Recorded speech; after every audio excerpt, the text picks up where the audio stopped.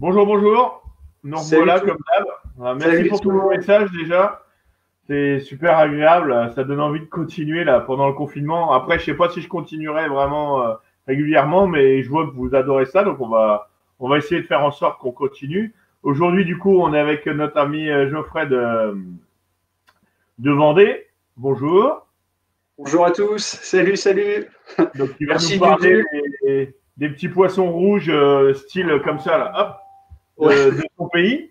c'est Bon, ça. ils ont un peu moins de rayures, mais ils brillent pas mal aussi. Bah, je Les vais te laisser familles. te présenter et puis moi je vais partager comme d'hab. Ok, À bah, tu partages les questions. Bah, déjà, bonjour à tous. Merci Dudul pour l'invitation. Très honoré de placer dans le désormais fameux Dudul Live. c'est Hein. ça. Donc, bah, écoute, voilà, je m'appelle Geoffrey, j'ai 34 ans. Ça fait bientôt 20 ans que je pratique la chasse. Oui, oui, bientôt. Ouais. J'ai commencé comme tout le monde, hein, les araignées et compagnie. Et puis, il y a 10 ans, j'ai eu la chance de flécher mon premier maigre, on va dire. Oui, ça fait 10 ans, c'était en août 2010. Et depuis la passion du maigre ne m'a jamais quitté, quoi. Je me suis mis assidûment à sa recherche. Donc, tous les ans, je parcours ma région, on va dire même un peu plus de ma région, on va dire, je chasse principalement de l'île Dieu à l'île de Ré. Hein, voilà. Donc, ça fait quand même un sacré, pour ceux qui connaissent, ça fait une vaste zone quand même. Ça fait un Euh, beau secteur, ouais. Ça fait un petit bout de secteur, donc je me déplace principalement en bateau. Maintenant, j'ai la chance d'avoir des copains qui m'ont emmené pendant de nombreuses années, et puis moi, depuis 2 ans, d'avoir maintenant un beau bateau. Je me suis fait Ouais. plaisir. Et du coup, on va dire de mi-juillet jusqu'à fin septembre, je passe mon temps, on va dire, au maigre, quoi, à rechercher les maigres, avec une petite parenthèse pour le thon depuis 3 ans quand même. Ouais. Et voilà, je fais quasiment mes chasses en fonction du maigre. Voilà. D'accord.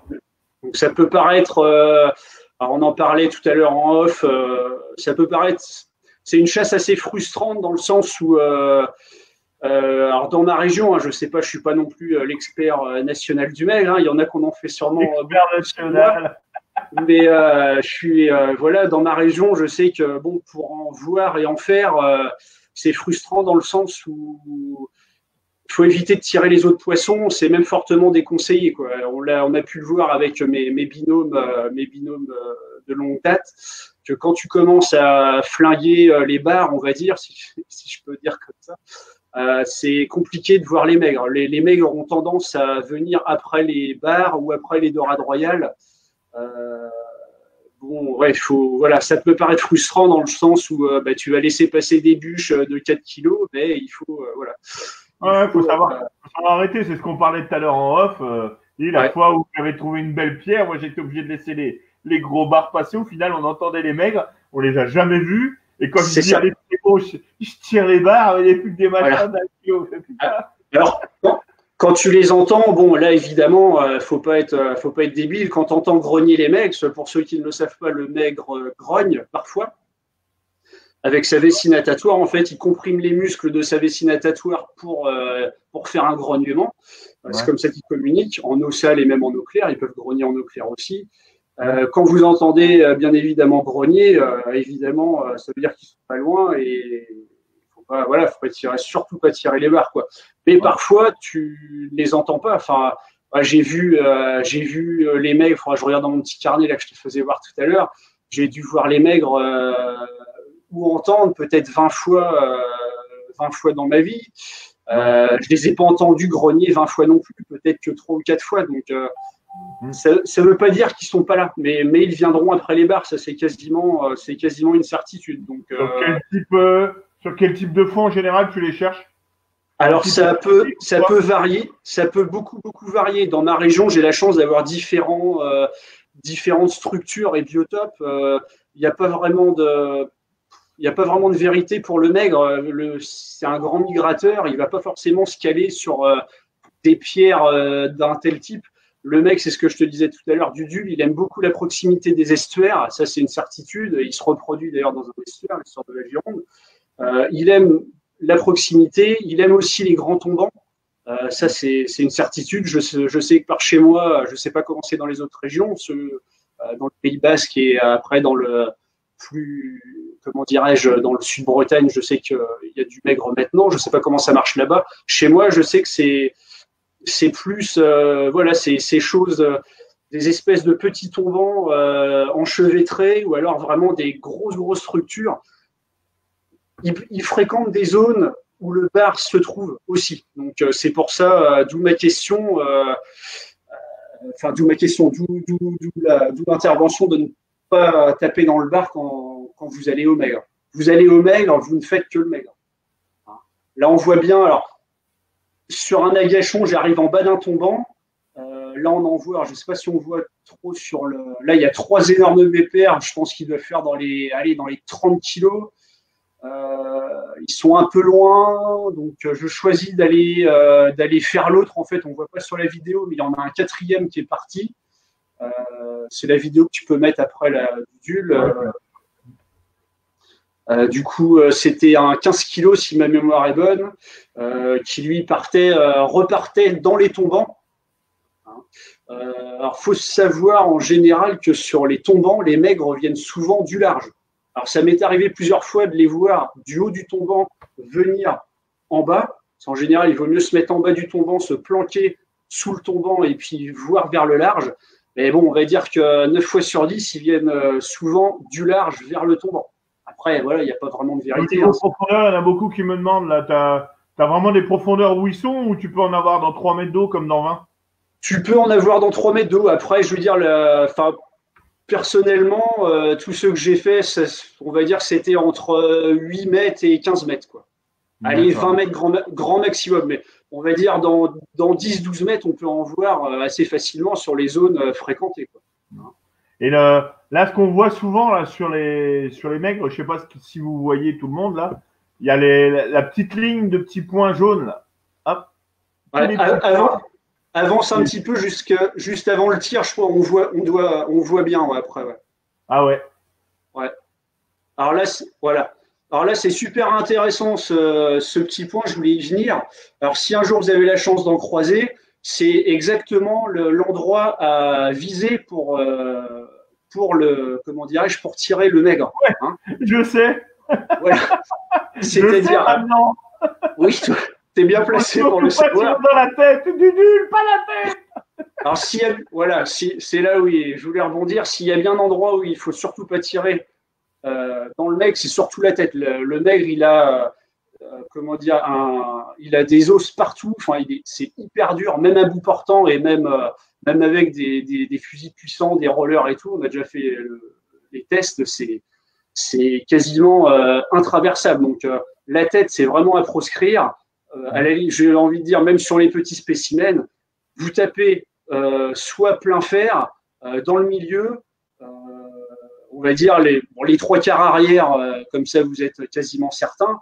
Ce qu'il faut, la colonne à éviter bien évidemment, si on a le temps de bien viser. Le mieux, c'est de viser la petite ligne de poing, parce que la petite ligne de poing, elle se trouve entre la colonne et la dorsale.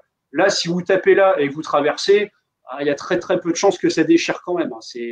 Ça a des écailles. Il faut savoir qu'un maigre qui est, on va dire, à partir de 30 kilos, donc c'est déjà un gros spécimen. Une écaille, c'est plus gros qu'une pièce de 2 euros. Quoi. Donc, un coup qu'on a traversé avec un bon ardillon, on est. Après, voilà, c'est. Je vais mettre 15 kilos là. Oui, voilà. Alors, lui, c'est la petite anecdote sur celui-là, c'est qu'il a été se caler après le tir. Il a été se caler sur le tournant. Donc du coup, il a tout explosé, le matériel, enfin le fil et tout, il a tout pété. Donc là, ça a été une sacrée mésaventure. Alors celui-là, c'est un banc, tu vois, c'est une migration. Je ne sais pas si on voit bien le nombre de maigres qu'il y a. Il y en a partout. Là, il y en a partout. Tu vois, c'est que des 15 kilos. Alors, souvent, les maigres, ils sont souvent calibrés. Voilà. Alors, c'est valable pour les gros spécimens et surtout les petits, tu vois, les maigrettes, comme on appelle ça chez nous, les maigrettes. Les spécimens de 3, 4, 5 kilos, en général, elles sont souvent tous calibrés pareil. Alors, les gros, parfois, moi, j'ai eu la chance avec mon collègue Fabio, coucou à lui, c'est Riard, mon meilleur souvenir de pêche sous-marine, certainement, d'avoir d'avoir une migration où il y en avait vraiment des tonnes et des tonnes. Et il y avait, on va dire, les plus petits faisaient 15 kilos et les plus gros devaient dépasser les 50 kilos. C'était incroyable. Et c'est la seule fois de ma vie où j'en ai fait 2 dans la même journée. C'était incroyable.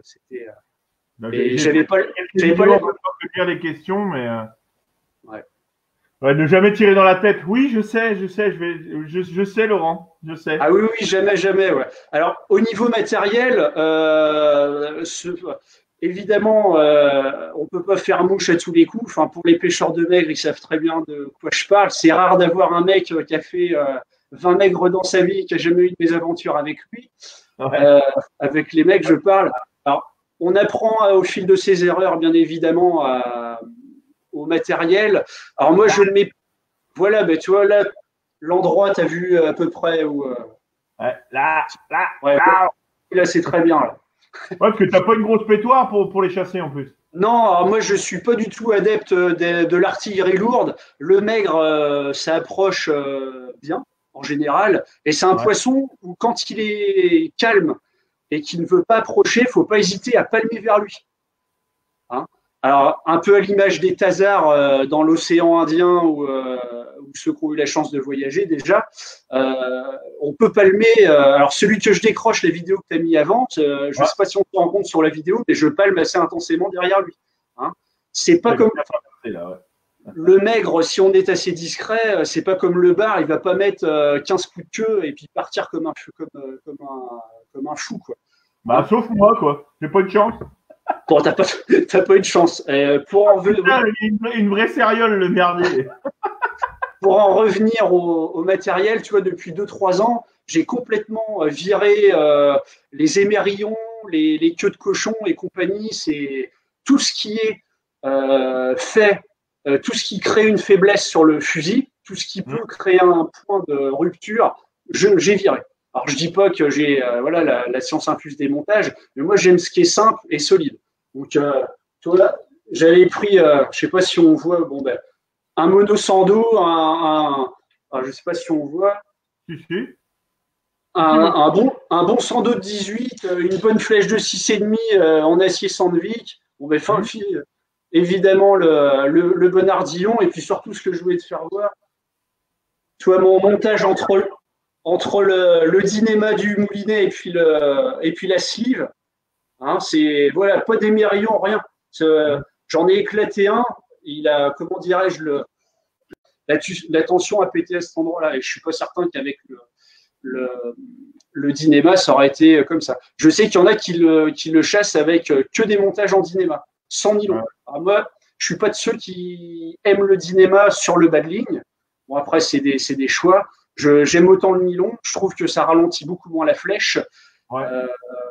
Et après, aussi sur le départ. Et après, en ce qui concerne le nylon, je mets minimum 180 centièmes pour le maigre. Minimum. Je mets soit 180, soit 200 centièmes. Après, il faut que le mécanisme le supporte. Et pour ceux qui préfèrent le dynéma, alors je l'ai fait au dynéma aussi. Pour le dynéma, j'ai découvert ça il y a quelques années. C'est pas pour faire de la pub. Je sais pas si on voit bien à quoi ressemble le dynéma. C'est du Riff. C'est alors je sais plus le nom de la référence. C'est Wishbone, je crois. Riff Wishbone, c'est du 2,1. Pour moi, c'est vraiment le meilleur dynéma du marché. Hein. C'est un truc. Enfin, ce truc-là, c'est incassable. Hein. C'est vraiment. par contre, ça coûte une couille. Hein. Ça doit coûter au mètre. Je crois que c'est. Ah oui, non, mais c'est 2,80 €, un truc comme ça, le mètre. Ouais. Il y a Johan qui me demande à quelle période tu t'en croises le plus ou tu les cherches le plus, on va dire. Alors, dans ma région, je ne sais pas comment c'est ailleurs, mais dans ma région, donc Vendée, Charente-Maritime, c'est, on va dire, le pic août-septembre. C'est vraiment. Il commence à arriver en juillet et on peut en voir jusqu'en octobre, mais vraiment pour moi le pic c'est août et septembre. Ouais, août et septembre. Chez nous, alors j'habite la Vendée comme tu l'as dit. Tu vois, chez nous en Vendée, on parle avec la température de l'eau. En fait, avec les copains, là, on estime que quand l'eau n'est pas encore à 18 degrés, c'est pas le moment de les voir encore. Ah ouais. hein, tu vois, pour un peu imager. Après, bon, ben, ça dépend. Par exemple, à l'île-Dieu, toi qui connais Dudul, par rapport à chez moi, qui habite sur le continent, l'île-Dieu, l'eau est un peu plus froide. Ça veut pas dire qu'il n'y a pas de maigre à l'île-Dieu. Hein. Non, non, la preuve, il y en a un, il s'appelle Judu. Il a une balafre derrière la tête. C'est pour ça que je vois Loïc Vincent là, qui dit ouais, faut tous les tirer derrière la tête. C'est déjà ce qu'il m'avait dit. Et ben non.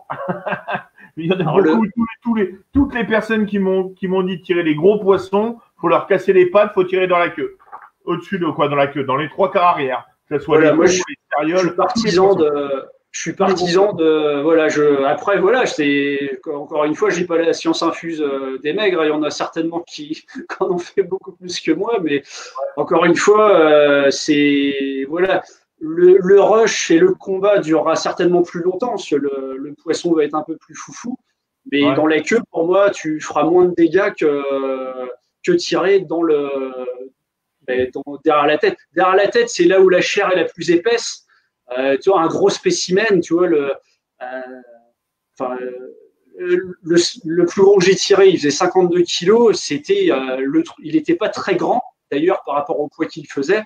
Et c'était un buffle, quoi. Il avait une épaisseur. Je me dis, je l'aurais tiré là, je ne sais pas si je l'aurais traversé. Ouais, t'aurais Alors traversé. après, si tu as un super roller méga puissant, oui, à la limite, pourquoi pas. Je crois savoir que Loïc chasse avec des rollers, Mm. de son père notamment. Je sais pas. Oui, je sais pas. Moi, je chasse avec du simple. J'aime pas me Ouais, compliquer la vie avec le matériel, en fait. mm. Voilà. Je vois pas les commentaires. C'est con, hein. C'est que ton ordinateur, c'est de la merde. Ah ouais. Moi, je les vois, mais je sais pas à qui je réponds. Il y a Benjamin. Tu le vois pas quand je les mets affichés, là, sur l'écran? Ah si, là, c'est bon. Ouais, c'est bon, c'est bon. Ah, tu vois, il y a Benjamin qui te demande comment tu le conserves, le maigre. Comment tu le conserves? Ouais. Ah oui, ouais. Je lui en parlerai en off. Ça, c'est des petits secrets c'est des petits secrets vendéens, ça. Ouais. Il y a Jérémy qui demande le moulinet obligatoire. Bah, je pense que oui. Ah oui, oui. Alors, j'en ai pas parlé, mais oui, oui, surtout, c'est un inconditionnel de la pêche au maigre et tout le temps desserré. C'est évident. Alors, ça rejoint le matériel que je montrais tout à l'heure, c'est-à-dire que dès l'instant où vous mettez les amortisseurs et compagnie, bien évidemment, il faut virer toutes ces merdes, enfin pour la pêche au maigre. Donc, pas de tension dans le fil, donc moulinet toujours desserré, quoi. Alors, pas desserré comme. Ouais, faut Pas pas que ça desserré. soit libre. Comme à la Non, pêche, quoi. mais voilà, faut pas Comme le à la pêche. brider. Voilà, tu le laisses. Alors, pour moi, tu le laisses partir le temps de revenir en surface. Et après, c'est de la pêche à la canne. C'est-à-dire que tu gardes toujours ton fil en tension. Quand il est très énervé, tu le laisses faire sa vie, il prend son fil. Ouais. Et après, c'est de la pêche à la canne. Toujours le maintenir en tension pour pas qu'il aille se mettre sous un tombant, sous une pierre. Moi, je pense que c'est l'erreur que j'ai fait, moi. Parce que quand il m'a retenu, il me bloquait à 10 mètres, que j'arrivais pas à remonter, parce que je bloquais le moulinet pour pas qu'il aille s'enraguer, parce que là, tu connais l'endroit, hein. Il y a des dalles énormes, c'est des dalles, ils font la taille d'une Oui. maison, hein. Tu passes dessus Ouais. avec une dalle, quoi. Donc je dis, s'il va là-dessous, je suis mort. Mais le problème, c'est qu'à un moment donné, j'ai été obligé de lui laisser de partir pour que je puisse remonter, quoi. Et c'est là que je me suis fait baiser. Parce que là, ça a arrêté de tirer net. Ah oui, après. Décroché. Et là, il est reparti, mais pleine balle. Et puis, bah, ça lui a ouvert le dos, cette pauvre bête. Ouais. Après, voilà, le mec. C'est pas évident à savoir. Ouais, c'est pas évident. Tu le laisses. Après, voilà, chaque situation est différente en fonction des structures que tu rencontres. Tu vas pas. Enfin, un petit tombant bien coupant, tu vas pas réagir de la même façon que si c'est sur une vasière ou un truc comme ça où tu sais que tu n'as pas d'encombrement. Ça bouffe quoi, si on parle de vasière? Ça bouffe quoi en général? Du mulet, du bar, des petits poissons? Alors écoute, le dernier que j'ai fait l'année dernière, là, 2019, le 35 kilos, il avait un mulet, non, un chinchard, pardon, il avait un chinchard, mais il devait être mangé depuis 1 heure ou deux, quoi. Il était encore limite. C'était assez drôle. Alors chinchard, oui, il mange des petits mulets. Après, je pense que ça recherche un peu la même. Ouais, ça fréquente les mêmes zones que le bar. Hein. Après, encore une fois, d'où l'intérêt de pas C'est vraiment l'important, je le martèle. Si t'envoies à la planche, tu le tires. Bah, il y en a qui en ont fait à la planche, j'en connais, moi. Ah oui, tout à fait. Sans problème. Hein. Tout à fait. Bah, tu vois, le premier que j'ai fait, pour la petite anecdote, le tout premier que j'ai fait, donc il y a 10 ans, à un 29 kilos, j'étais au SAR. Et j'étais au SAR sur des falaises et il était à dormir dans les laminaires. Quoi. Le truc, enfin, trop de bol, super, trop de chance. Quoi. Enfin, Ouais. C'est ça le maigre. Hein. C'est comme on disait tout à l'heure tous les deux, il y a aussi une grosse partie chance dans la pêche du maigre. Hein. C'est indéniable. Tu peux pas. Le mec qui dit. Ah ouais, c'est super bon à manger. Ah ouais. Moi, je préfère manger du maigre que le bar. Après, j'ai eu la chance d'en goûter aussi. Ouais. Il y a un copain, Silio, là, qu'on avait fait un dans le 56, il m'avait ramené deux courses à les grillades. C'est vrai que c'était super bon. Ah oui, c'est super bon. Je trouve au niveau goût. Ouais. Après, je préfère manger les plus petits, tu vois. Pour moi, les 10 kilos sont les meilleurs. Après, tu vois, les gros, bon, c'est très bon, hein, mais la chair un peu plus filamenteuse, voilà. Pour moi, le meilleur, c'est les 10 kilos, quoi. D'accord.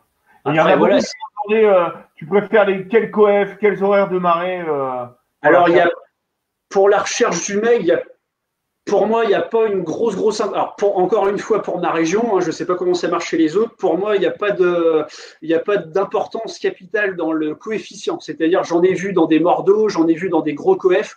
Pour moi, l'important, c'est plus le moment de la marée. Hein. Le moment, il faut plus, pour moi, privilégier la renverse de courant. C'est-à-dire que venir sur le spot, donc là où tu penses trouver les maigres, à la renverse de courant, c'est-à-dire après une étale. Hein. Et c'est souvent dans les 2 premières heures de reprise de marée. Donc, ça marche aussi dans la renverse de marée haute et aussi dans la renverse de marée basse. Ça dépend marée haute, moi. Ça dépend des spots. Hein. En général, les spots avec du relief, ça dépend. En fait, des spots avec du relief peu profond, ça va souvent fonctionner à la renverse de haute et inversement pour les spots où tu as plus de fond. Hein. Ça dépend. L'expérience, c'est l'expérience qui fera que. Et l'important dans le mail, on en rigolait tous les deux tout à l'heure, c'est le petit carnet. Ça, c'est. Ah ben ouais, c'est. Il faut lui voler. Ça, c'est la Bible, quoi. C'est une importance capitale. C'est vraiment capital. Tu vois un maigre, même si tu ne peux pas le flécher ou il est loin, enfin, ça se met pas bien. Noter, c'est vraiment hyper important. Noter tout, le moment de la marée, le coefficient, la force du vent, comment ont été les jours 2-3 jours avant, est-ce qu'on a été sur un régime de vent de terre ou pas, ça a vraiment une incidence. Tu arrives à les repérer au sondeur aussi, non?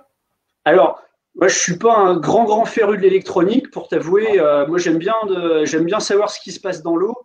Et pour te raconter la petite anecdote qui va avec, la fois où j'en ai vu le plus avec mon ami Fabio, on n'a absolument rien vu au sondeur et on entendait grogner, mais c'était un truc de fou.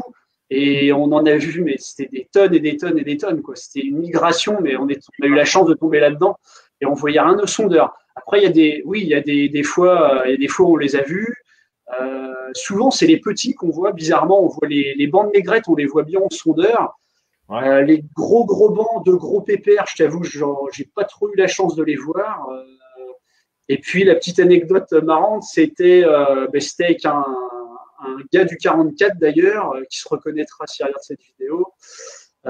On était à la recherche du maigre et puis on met un coup de sonde, il y avait des canneurs sur place, alors bon, on hésitait, bon, est-ce qu'on se met à l'eau, est-ce qu'on se met pas à l'eau? Alors moi, j'aime pas trop, sur l'eau, j'aime pas trop faire chier le monde.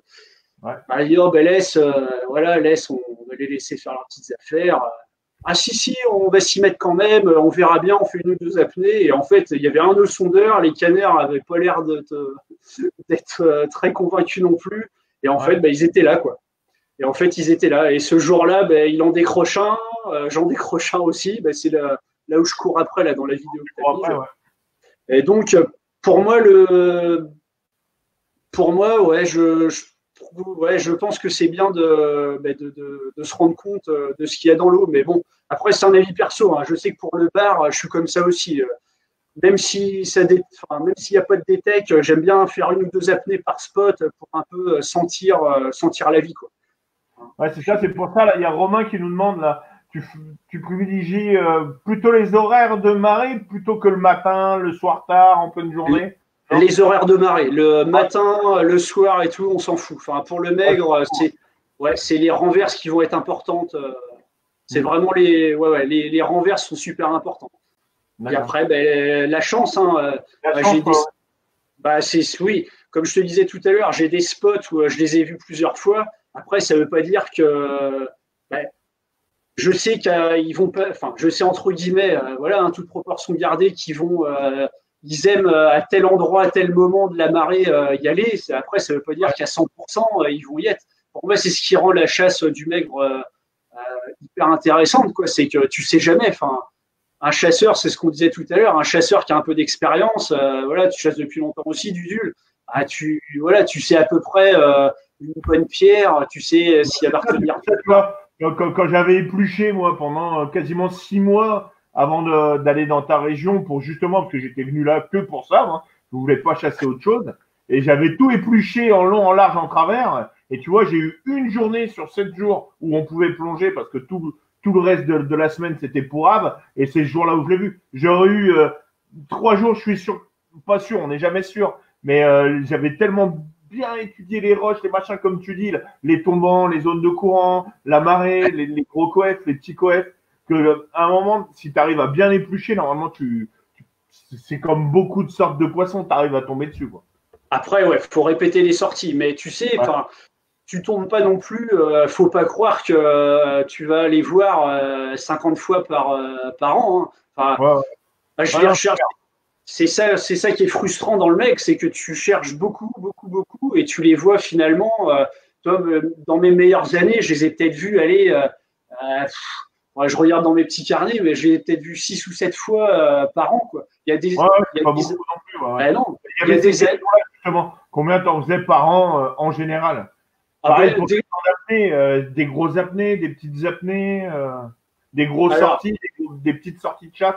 C'est souvent des grosses sorties. C'est souvent des grosses sorties. C'est les grosses sorties d'été quand même assez longues où il fait super beau, que la mer est calme et que t'en fais. Voilà, tu passes du temps en mer. Ouais. Après, grosses apnées, non, pas forcément, parce que ça m'est arrivé plusieurs fois de les voir dès mon poste d'agachon. J'arrive et ils viennent tout de suite. Hein, ça m'est arrivé plusieurs fois. Après, ça m'est arrivé aussi de faire des agachons super longs. Enfin, super longs pour moi. Hein, je suis pas martial ou voilà, je fais pas des apnées de cachalot, hein, mais ouais, des fois, je les ai vus au bout de 15 d'agachons, quoi. Ça dépend. Voilà, il n'y a pas de vérité, quoi. Michel Hannibal qui veut venir t'emmerder, là, il veut absolument venir chez nous. Il en a marre de ces poissons d'eau chaude où il faut avec plaisir. Hein? Alors après, je pense que les gens qui habitent vraiment dans les zones à maigre, parce que bon, moi la région où je vis, c'est une bonne région à maigre, comme le 44 ou le 17, mais c'est pas, enfin, pour moi c'est pas la région où tu as le plus de chances d'en voir. Tu vois, pour moi les spots vraiment ultimes, c'est, tu vois, on va dire l'île de Léron, les proximités de l'estuaire de la Gironde. Là, c'est vraiment le maigre se reproduit dans l'estuaire de la Gironde. Pour moi, c'est là que tu as vraiment le plus de chances d'en le voir. Après, chez nous, ils migrent vers chez nous. Donc voilà, il faut choper le passage migratoire. Mais de là à dire que le 44 ou le 85, c'est l'endroit pour non, mais après, il y en a pas mal qui me demandaient d'où à où on peut en trouver. Bah, il y en a déjà qui ont été faits au filet dans la rade de Brest, hein. Et il y en a jusqu'en Corse, hein, il y en a. Après, ça change de nom. Ça change pas de poisson, mais ça change de nom. Oui. Le bar et le loup.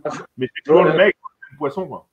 Vincent Ravel, on a fait un magnifique vers Concarneau, il me semble, l'année dernière.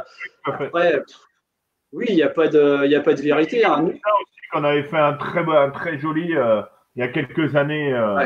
Ouais. Mich, c'est un vieux de la vieille. Il nous suit pas mal et il en avait fait vraiment un joli aussi. Ouais. Après, ouais, c'est ça. Comment dirais-je, dans le sud du golfe de Gascogne, c'est pareil. Hein, il y en a beaucoup aussi. Il y a des chasseurs certainement plus discrets, mais qu'en font régulièrement. Hein, après, faut aimer l'eau crade. Hein, ça, c'est aussi. Ouais, ouais. Ah bah oui, il faut aimer l'eau pourrie. Ouais. Ouais. Ton plus gros, Ouais. quoi, 52 kilos, c'est ça, non? Comment? Ton plus gros que tu as fait, c'est 52? Oui, 52 kilos. Ouais. Ouais. C'est Et, celui qui est c'est celui-là. Attends, je vais vous le montrer. Hop, je vais revenir. Hop là. ouais, je t'avais dû remettre. Il y en a pas mal qui sont arrivés après, là. Ouais, mais c'est celui-là, ouais, voilà.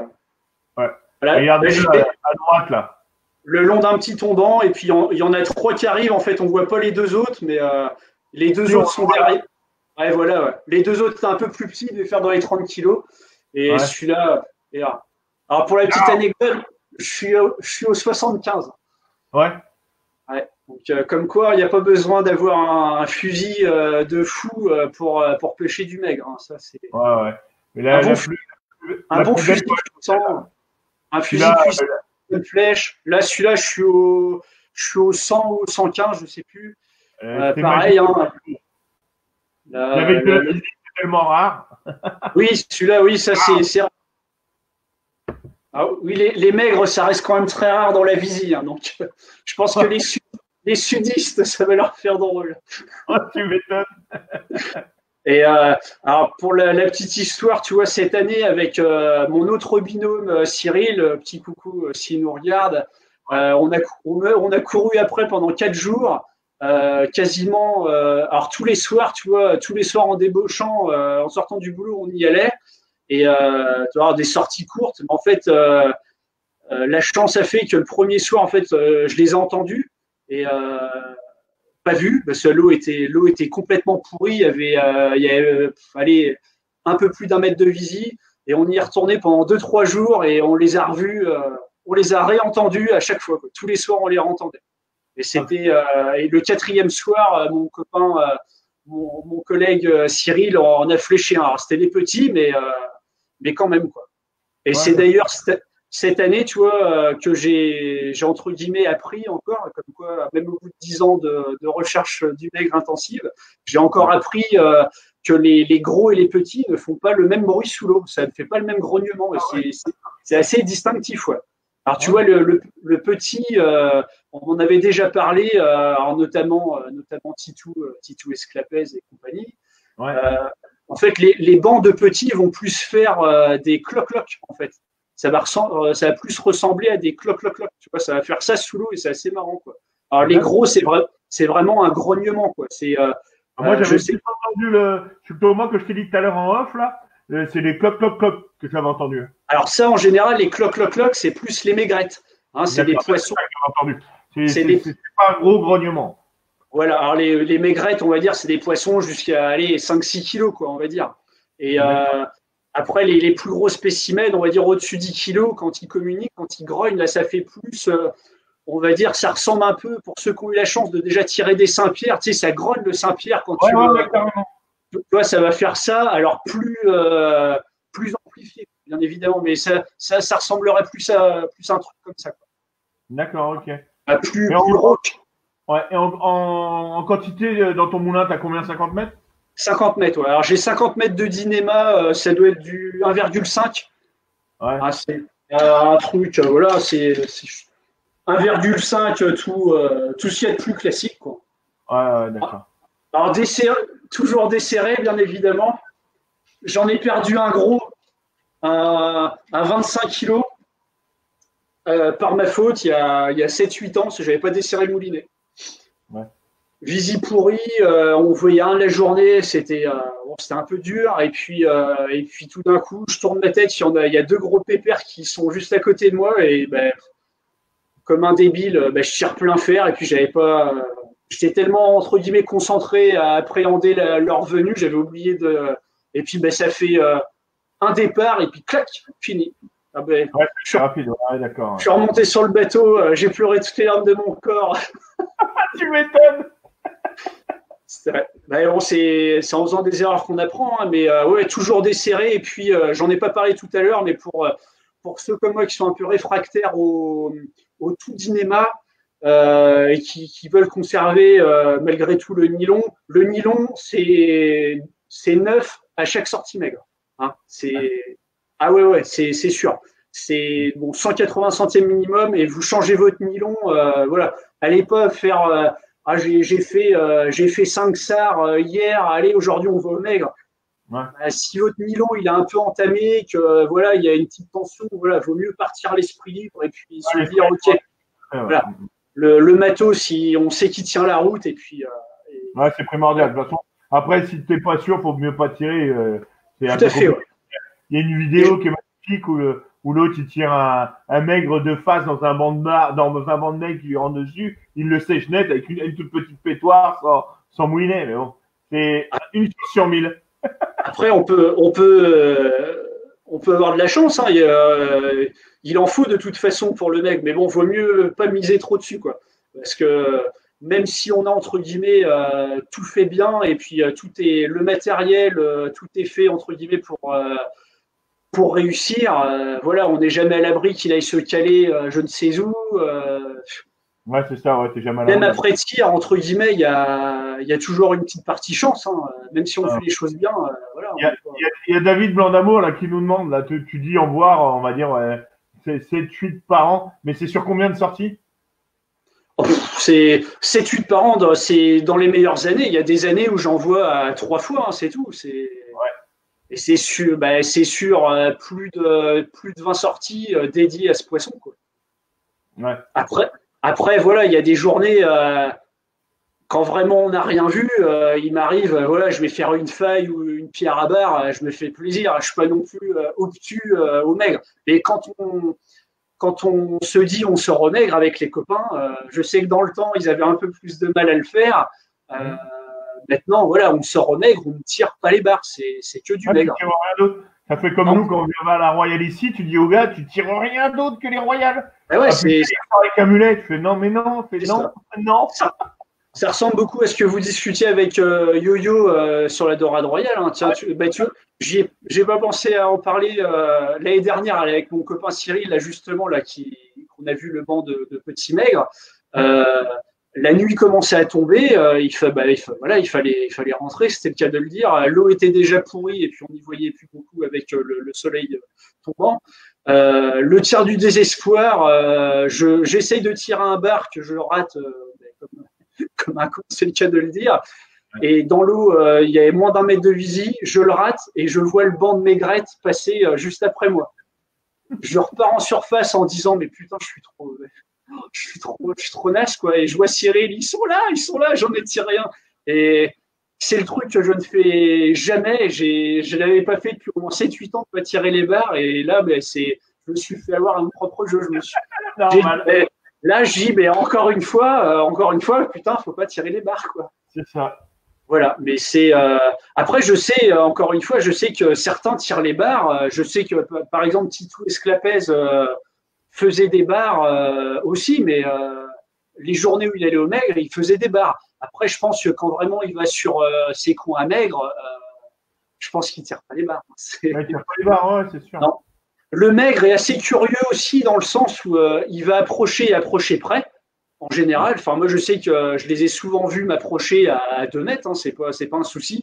Ouais. Par contre, un coup qu'il est venu, il s'en va des fois un peu nonchalant, il s'en va. Après, rares sont les fois où il est revenu. Par contre, là les barres, des fois tu es un peu nerveux, tu fais un agachon, ils viennent. Le maigre, c'est ouais, il t'a vu, tu l'intéresses pas, et puis après voilà. C'est pour ça que s'il s'en va un peu avec son air nonchalant, qui veut pas approcher, parfois n'hésitez pas à aller vers lui, hein, parce que ça m'est arrivé avec le 15 kilos là que j'ai décroché dans un tombant là justement. Il partait comme ça, voilà quoi. Mais c'est. Je te remercie en tout cas, c'est cool. J'ai pas trop minutes déjà qu'on est là. Ah oui, déjà. J'ai pas trop vu les commentaires, donc du coup j'essaierai de répondre, de prendre le temps de répondre à ceux qui ont des questions. Ouais, c'est cool parce qu'il y a pas mal de questions qui sont passées et j'ai pas répondu. Ouais, vous savez, j'ai pas trop vu. Voilà. Et puis même ceux qui regardent en rediff, je sais que vous êtes beaucoup à regarder en rediff. N'hésitez pas à poser des questions, on revient y répondre, il n'y a aucun problème. Ah ben n'hésitez pas, même sur les réseaux, enfin Facebook, Instagram, n'hésitez pas à m'envoyer des messages, ça me fait toujours plaisir de parler des maigres. Puis allez si vous voulez voir les vidéos, j'ai pas mal j'en ai filmé quelques-uns là je les ai mis là sur ma chaîne YouTube, là, ce qu'a mis Vincent tout à l'heure. N'hésitez pas à aller voir les vidéos. Si vous avez des questions, voilà, on est là pour échanger. C'est un grand plaisir. Du coup, nous, demain, on va être avec Johan Bord et Dali de Méditerranée. Je ne sais pas si tu les connais, Jeff. Pas du tout, non. Et donc, du coup, on va parler chasse en Méditerranée et puis comment Johan a créé son école de chasse sous-marine et d'apnée à Marseille. Donc, pour tous ceux qui sont intéressés pour d'avoir des questions sur des cours, pareil, on aura des petites vidéos comme on a fait avec toi, Jeff, là, sur les canards, sur un peu comment fonctionne son école. Et on aura Dali qui va nous parler aussi un peu de la compétition de chasse sous-marine. Je sais qu'il y en a beaucoup qui sont réfractaires et il va vous expliquer un peu tout ça. Donc voilà. Donc je vous fais des bisous à tout le monde. Bisous Jeff, à plus tard. Hein. Salut, ouais, ce fut un plaisir. Puis, salut les gars. Bisous à tout le monde. Hein. Et puis n'hésitez pas à poser de vos questions, on vous répond même en off. Allez, salut. Allez, salut.